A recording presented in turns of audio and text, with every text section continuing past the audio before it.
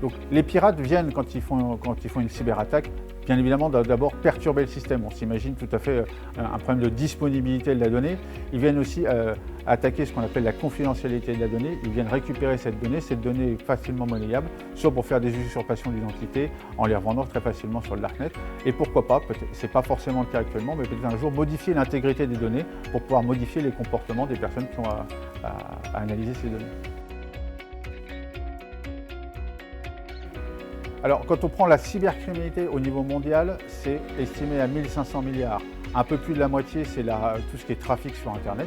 Internet, en fait, est facilitateur d'un trafic qui pourrait se faire dans le monde réel. Si on s'intéresse vraiment à la vente de données personnelles, ça représente à peu près 160 milliards à travers le monde. Contrairement à ce qu'on peut croire, une donnée de carte bancaire n'est pas forcément ce qui vaut le plus cher. On peut en retrouver pour quelques dizaines de dollars, puisqu'en fait ce sont des données qui sont périmées assez facilement à partir du moment où les gens sont en position. Alors, le niveau d'action, quand quelqu'un est attaqué, bien évidemment, prévenir ses prestataires, prévenir l'ANSSI, mais aussi prévenir police ou gendarmerie.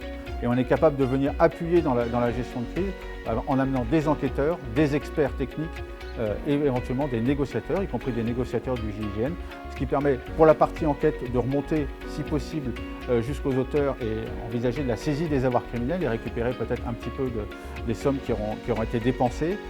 La partie expertise permet de faire de la rétro-ingénierie du malware.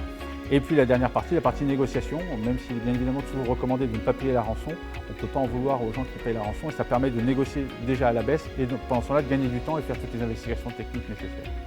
Et c'est gratuit.